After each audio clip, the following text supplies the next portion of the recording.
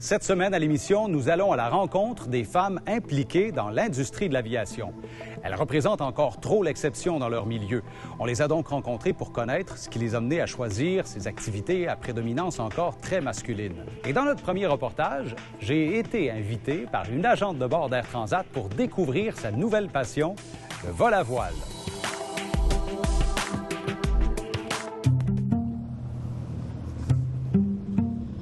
Moi, je suis agent de bord dans la vie. Ça fait 15 ans maintenant que je pratique ce métier-là. Puis, en fait, j'ai dû malheureusement prendre une petite pause pendant 2 ans, une pause imposée due à la COVID.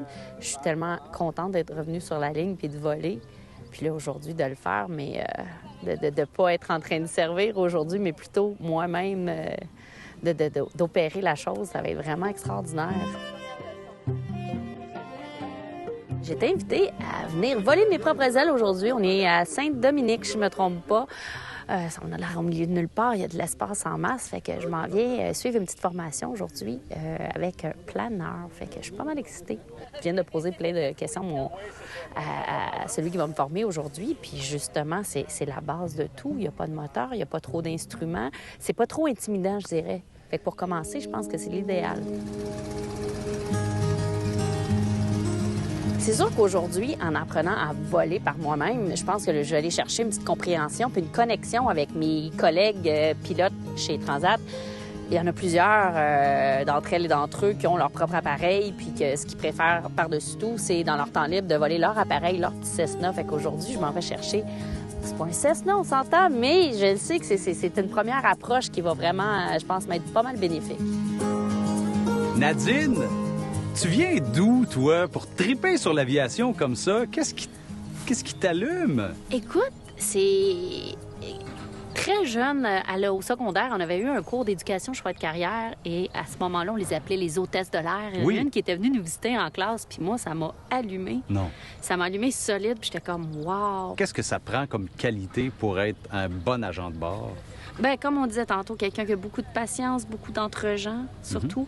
Ça prend pas des études incroyables. Pourtant, chez nous, on a plein de gens qui ont été faire des études, qui ont d'autres cordes à leur arc, mais qui aiment tellement l'aviation qu'ils ont beau avoir des bacs en psychologie aussi ou ça, ils restent parce que ça nous donne beaucoup de... Autant qu'on peut partir longtemps. Par contre, après ça, on gère notre horaire. On a beaucoup de flexibilité de la façon de gérer notre horaire. Est-ce qu'on veut faire des vols plus longs, partir pendant une semaine à la fois, revenir, puis après ça, avoir une semaine à la maison? Est-ce qu'on préfère, on a une jeune famille, faire un aller-retour, revenir et dormir à la maison? Tu sais, ça nous donne vraiment une belle façon de gérer notre vie. Ce travail-là me permet de faire tout ça. Ouais. Fait que c'est vraiment une secondaire 5, évidemment, qui est obligatoire. Plus qu'on parle de langue, bien là, c'est sûr que ça nous ouvre des portes également. Mais c'est vraiment de faire la formation. On est formé. Je sais qu'il y a des gens, des fois, qui vont dans certaines écoles pour suivre une formation, alors que la compagnie aérienne qui va nous embaucher va nous donner la formation. Ouais. Tu parles de temps libre. Tu t'aimes faire de la moto. Énormément. Puis là, ben, t'as de la place pour ajouter quelques trucs. T'aimes voler, alors t'as décidé de greffer le planeur à ta vie. Il va falloir que tu débloques des journées de libre dans ton agenda. Bonne chance! Merci énormément, ça fait un plaisir.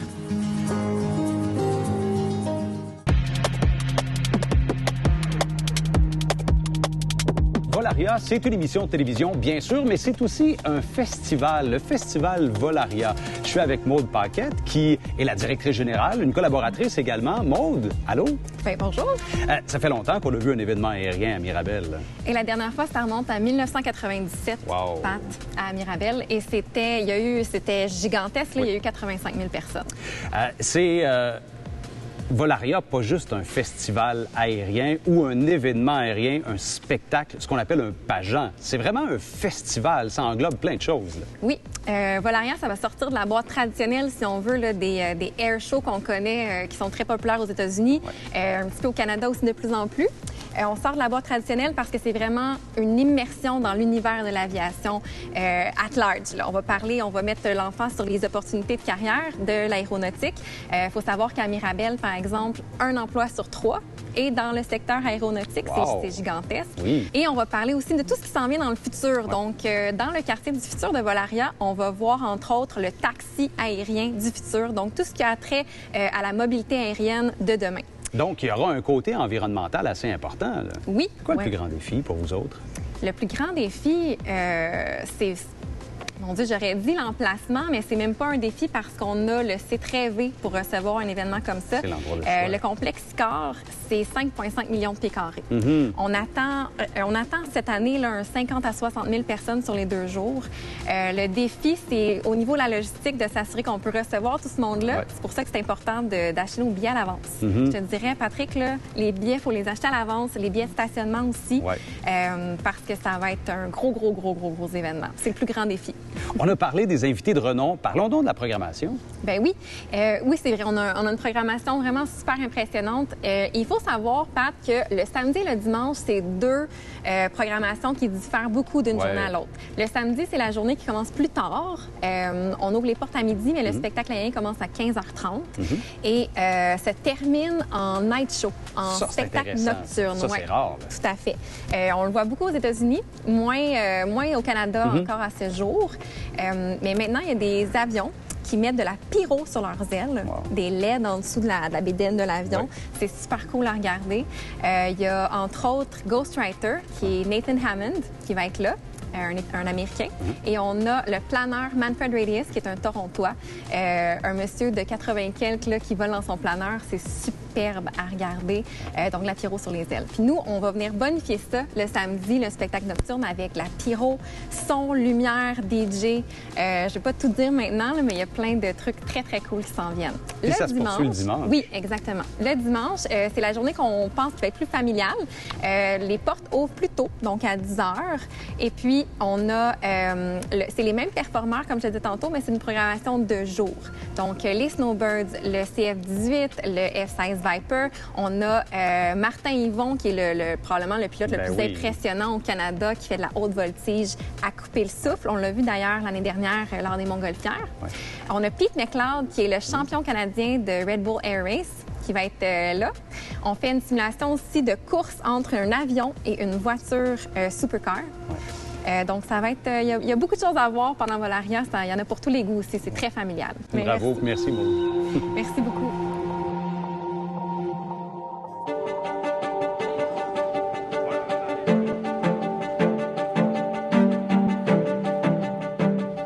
Moi, j'ai toujours rêvé de voler quand j'étais petite parce que je sais pas pourquoi ça avait l'air vraiment inatteignable comme rêve. Donc, mon premier vol, j'avais 7 ans environ. Mais ça m'a vraiment permis de voir de découvrir que j'avais une certaine curiosité par rapport à la machine, dans le fond, à l'avion ou à l'hélicoptère.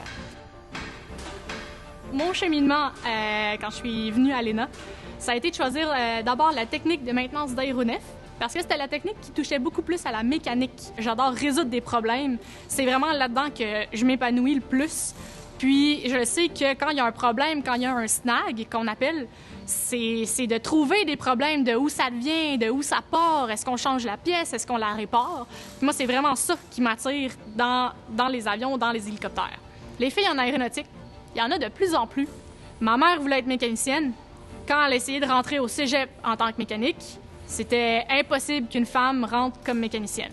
Moi, maintenant, j'ai essayé de rentrer comme mécanicienne. On m'a accueillie à bras ouverts. Donc, c'est vraiment la société qui est en train de changer. La société dit vraiment de plus en plus, suivez votre passion. Puis les écoles sont de plus en plus ouvertes à ça.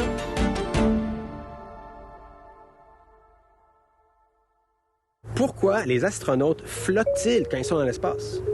La réponse, après la pause. Quand on voit des astronautes flotter à l'intérieur de leur vaisseau spatial dans l'espace, c'est pas parce qu'ils sont en état d'apesanteur. En fait, ils sont en chute libre. C'est un peu comme si, imaginez-vous que vous êtes dans l'ascenseur d'un très haut gratte-ciel, et là, on coupe le câble. Pendant le temps que l'ascenseur tombe, vous allez flotter à l'intérieur de la capsule d'ascenseur. Vous avez l'impression d'être en zéro gravité. En fait, vous êtes en chute libre, vous tombez à la même vitesse que la capsule d'ascenseur.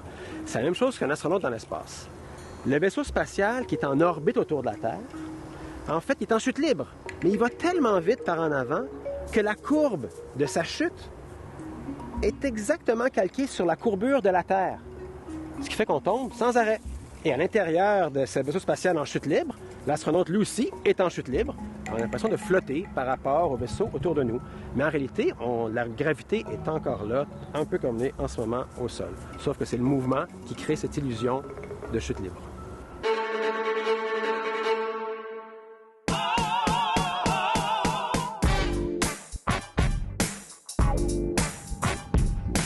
Myriam, tu es premier officier chez Nolinor, tu pilotes des avions pour OWG, Oui. qui est une filiale de Nolinor, Oui. qui est une compagnie, tu sais, on connaît plusieurs compagnies d'aviation, certaines sont low cost, celle-là est High Love. Qu'est-ce que c'est exactement, High Love, pour une compagnie aérienne? Mais OWG, c'est une compagnie qui se démarque pour le service puis pour vraiment l'expérience client à bord OK. des avions, pour les destinations comme Cuba, des destinations super estivales, super vacances. Destination soleil, Oui, exactement. puis tout est axé sur le voyageur. Absolument. Toi, tu es pilote ici depuis quoi, environ un an? Depuis un an, oui. Tu as fait le CQFA? Oui. OK. J'ai fait une formation de 3 ans au CQFA. Puis ensuite, j'ai gravi les échelons jusqu'à pouvoir avoir la chance de piloter des avions comme ça. La transition là, entre la formation puis quand on arrive dans le concret sur un avion, tu sais, entre un simulateur puis un 737, j'imagine qu'il y a une certaine différence quand même. Oui, mais c'est sûr que le simulateur est fait pour être très, très réaliste au niveau des commandes puis des accélérations et tout ça. C'est super moderne. Mais c'est sûr que la première fois que tu décolles l'avion pour la vraie vie, là, c'est vraiment c'est un sentiment vraiment de contrôle. Là, évidemment, après avoir démarré le moteur, Oui. il y a une checklist après démarrage. Oui, pour qu'on puisse commencer à circuler puis à y aller pour le décollage. Donc, premièrement, ça va être d'engager les générateurs pour que l'électricité se prenne sur les moteurs. Et non pas Puisqu'on a sur commencé la les ligne. moteurs, oui, exactement. C'est donc un de tes avions préférés. Pourquoi? C'est un avion qui se pilote super bien. C'est un avion, justement, avec un range qui nous permet de faire ces destinations-là. C'est un avion qui est super intuitif au niveau des commandes. Être pilote, c'est vraiment comme une pièce de théâtre. Il y a des choses qu'il faut dire, des choses qu'il faut faire à tel moment. Donc, quand tout ça roule bien, c'est tellement un beau travail d'équipage puis tout ça que tu peux juste avoir du plaisir puis regarder dehors. Puis, C'est quoi le feeling? Est-ce qu'on se sent plus nerveux ou plus exalté? Comment? J'essaie de m'imaginer le feeling quand on est aux commandes. On est extrêmement concentré. Ouais. C'est une job. Il y a un capitaine qui est à côté qui nous surveille un peu. Mais la formation est tellement exhaustive qu'une fois que tu arrives dans l'avion, tu as tellement vu toutes les situations qui pouvaient arriver que là, le vrai fun peut vraiment commencer. Ouais. Bon, ben on le fait. Allons-y. Hey, merci beaucoup, Myriam. De rien. Je te souhaite une belle continuité à bord du 737, Merci. 737-200 ou 400, Oui. chez Nolinor ou WG. Une belle carrière à toi. Bravo. Merci beaucoup.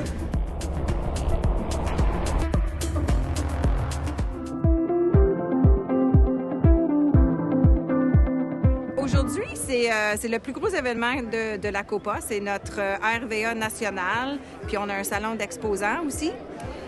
Et puis, c'est ça. On fait ça à chaque année. C'est sûr que les 2 dernières années, il n'y en a pas eu à cause de la COVID. On fait ça à travers le Canada, en collaboration avec nos clubs COPA. Ça fait qu'on a des chapitres à travers le Canada. À Saint-Jean-sur-Richelieu, c'est le Club COPA 160. Et puis, c'est l'Association des pilotes et propriétaires de hangars de Saint-Jean-sur-Richelieu. Donc, c'est en collaboration avec eux qu'on offre le plus grand événement de l'année de la COPA. On représente les intérêts des pilotes privés à travers le Canada. Notre grand rôle, c'est de faire cette représentation-là pour le regroupement des pilotes privés à travers le Canada. Moi, depuis 4 ans, 5 ans, je donne des conférences dans les écoles primaires et secondaires.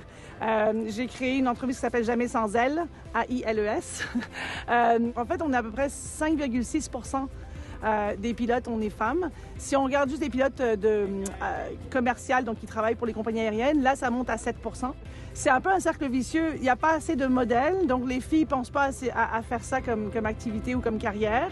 Donc, on essaie de faire changer les choses. Et là, je te dirais que ça commence à fonctionner parce que les écoles de pilotage voient 30 % de femmes qui s'inscrivent. Ce que j'aime dans le vol, c'est vraiment la sensation de liberté qu'on a. Quand on est dans les airs et qu'on vole, on se sent un peu, je te dirais pas surhumain, mais un petit peu. Tu sais, on sent qu'on est capable de faire quelque chose que l'humain, normalement, ne fait pas.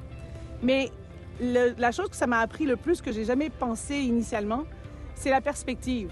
Ta perspective, elle change quand tu es à 3000 pieds puis que tu regardes ce qui se passe autour. Tu regardes la planète d'en haut, tu vois pas la même chose que quand tu conduis dans ta voiture. Tu sais, tu conduis dans ta voiture sur l'autoroute, tu as des arbres de chaque côté, tu n'as aucune idée de ce qu'il y a derrière. Donc, ça change ta perspective. Mais aussi, tout ce que tu apprends pour voler, toutes les techniques que tu apprends, l'apprentissage, le fait que tu apprends tout le temps, moi j'adore apprendre. Puis ben ça te pousse à être un être plus complet, un être qui vit pleinement. Et pour moi, c'est vraiment c'est le summum de tout, là, c'est de vivre au complet puis de pouvoir faire des choses que d'habitude on n'aurait pas l'occasion de faire. Donc le vol, c'est ce que ça me donne.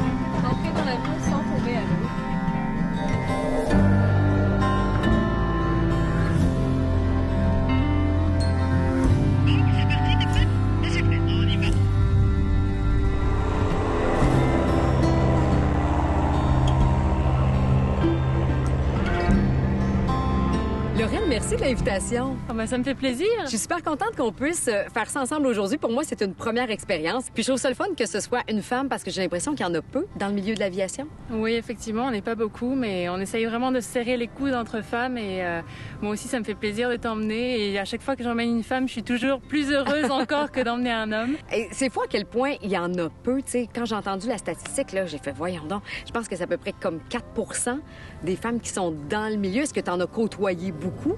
Bien, j'en ai pas côtoyé beaucoup, mais j'ai eu quand même une instructrice de vol à Rivière-du-Loup que j'ai adorée. C'est elle qui a fait mon commercial. Donc, en fait, c'est une licence qui est au-dessus du pilote privé. OK. Et elle m'a suivi tout du long pour faire mon commercial et j'ai fait toutes mes heures avec elle. Puis maintenant, j'enseigne moi aussi à d'autres femmes pilotes l'hydravion et je suis vraiment contente de ça. Wow! C'est drôle parce que moi, je fais de la voile et c'est un milieu qui est reconnu comme plus masculin et je suis porte-parole de la Coupe Fémina qui est une régate, une course de bateau avec des équipages entièrement féminins. Et moi, je participe comme équipière et c'est justement un message qu'on veut lancer, que les femmes doivent oser prendre la barre, oser le fleuve et qu'elles ont leur place. Donc, je pense que c'est un petit peu le même message qu'on peut véhiculer au niveau de l'aviation. Tout à fait. Et puis, c'est vraiment... Tout le monde a les mêmes capacités, que ce soit homme ou femme. Et il faut vraiment pas que les femmes se sous-estiment en se disant « Moi, je peux pas faire ça parce qu'on m'a dit que je pouvais pas faire ça. » Et il faut écouter ce qu'on veut au fond de soi, ce qu'on aime faire et on y va, on fonce. Vraiment, c'est ça qu'il faut faire. Qu'est-ce qui t'a amené, toi, à foncer? Et moi, j'ai eu la chance aussi d'avoir un papa qui était pilote. Ah. Donc, les chiens ne font pas des chats. Mais c'est lui qui m'a vraiment mis le pied à l'étrier, si on peut dire. Et j'ai commencé avec lui, il me suivait. Et j'ai commencé en France. Je suis arrivée ici au Canada, j'ai converti mes licences. Et j'ai découvert l'hydravion en 2019 avec Ghislain. J'ai fait mon annotation et là, ça a été le déclic total. Et là, je dis, OK, c'est ça que je veux faire. Et en France, on n'a pas beaucoup d'hydravions, malheureusement. Et ici, c'est un peu le rêve canadien de partir, d'aller sur un lac. Et il y a tellement des paysages extraordinaires que de toute façon, on n'est jamais lassé partout où on va. Moi, à chaque fois que je vole, je suis tellement contente et je me dis, je suis tellement chanceuse quand même d'être là, de voler avec des élèves et de voler avec des paysages comme ça sublimes, c'est génial. Moi, j'aime ça. Et là, pour pouvoir faire l'hydravion, il faut avoir une formation de base, j'imagine. Moi, je connais pas grand-chose là-dedans. Alors, peut-être que j'ai pas le bon terme, mais c'est pas grave, je te pose la question. Oui, il faut une formation, en fait, de pilote privé. OK. Déjà de base. Et ensuite, je peux faire les annotations. Donc, c'est comme si c'était une spécialité. Oui, c'est exactement ça. C'est une spécialité, en fait, qu'on a en plus. C'est pour ça qu'on appelle ça une annotation hydravion. Et c'est quoi la différence pour toi? Parce que tu as fait les deux, roue, flotteur. J'imagine qu'il y a quand même des techniques différentes ou des manœuvres à faire aussi qui sont différentes? Oui, c'est différent, mais tout s'apprend. C'est pareil... Quand on commence à faire quelque chose, c'est pas parce qu'on est au début qu'on va pas y arriver. Tout le monde progresse si on apprend les bonnes choses et les instructeurs sont là pour ça, pour nous apprendre parce que c'est pas inné de toute façon de voler et on apprend au fur et à mesure. C'est sûr que c'est très différent d'avoir les flotteurs par rapport aux roues, même si dans l'ensemble, on a beaucoup de perfectionnement. Quand on commence à faire les flotteurs, ensuite, quand on passe sur roue, là, on se dit « Waouh, c'est tellement facile les roues » parce que les flotteurs, c'est un petit peu plus touché, on va dire. Et mais c'est quand même assez similaire, on va dire, sauf que les flotteurs, c'est beaucoup plus de traîner quand on est en vol. Donc ça dépend des avions, mais des fois, ça arrive qu'on cruise un peu moins vite avec notre avion, surtout on cruise un peu moins vite que les autres.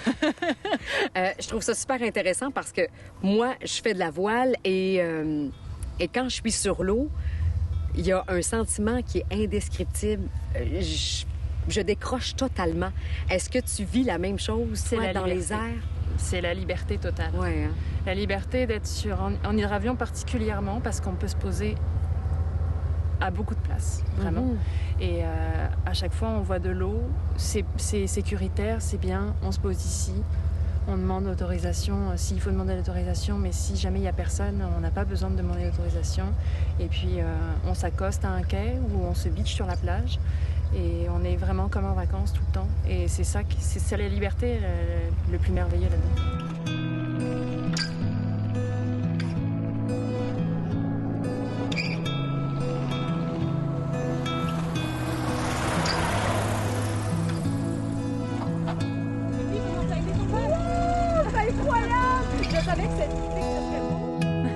Lorraine, merci beaucoup. C'était vraiment une expérience formidable et une super belle rencontre. Qui sait, peut-être que dans un futur rapproché, je vais passer de la voile aux ailes. J'espère. On verra bien, mais en tout cas, je vais savoir qui contacter. Pat, merci beaucoup. C'était génial. Je reviens n'importe quand.